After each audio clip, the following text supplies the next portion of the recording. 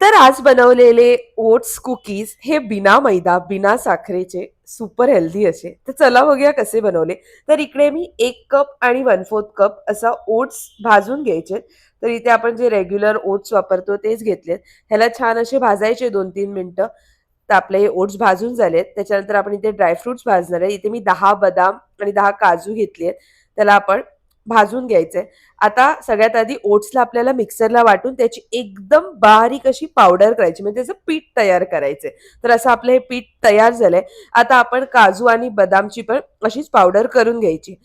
तर इकडे मी 1/4 cup butter घेतलंय. ह्याला छान फेटून घ्यायचं म्हणजे बटर एकदम हलकं झालं पाहिजे आणि बटर रूम टेम्परेचरचं पाहिजे. अर्धा कप इथे मी गूळ घेतलंय. आता इथे गुळाचे थोडे खडे होते म्हणून आधी मी ते हाताने फोडले आणि मग ह्याला 2 ते 3 मिनिटं छान फेटून घ्यायचं ह्याचा कलर चेंज होईपर्यंत. आता ह्याला आपण हँड बीटरने पण करू शकतो. इथे मी इलेक्ट्रिक बीटर वापरला आणि मग 1 चमचा दूध घालून परत एकदा मिक्स केलंय. परत एकदा ह्याला छान असं मिक्स करून घ्यायचं जर कुठे गुठळी राहिली असेल गुळाची तर. आता आपण जे ड्राय इन्ग्रीडियंट्स म्हणजे जे ओट्सची पावडर केलेली ती, सोबतच ड्रायफ्रुटची powder, 1 tablespoon custard powder, 1 tablespoon cornflour आणि हाल्फ टी-एस-पी बेकिंग सोडा घालून ह्याला मिक्स करूया.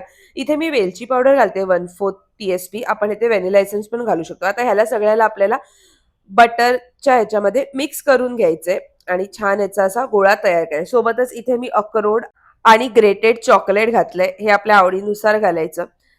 आता इथे आपण सगळे एकसारखेच गोळे करणार आहे. तर मी काय करणार आहे 1 टी-एस-पी जो आपला चमचा असतो त्याच मापाने हे सगळे गोळे करायचे आहेत. म्हणजे जवळ-जवळ 12 ते 15 ग्रॅमचा गोळा बनतो.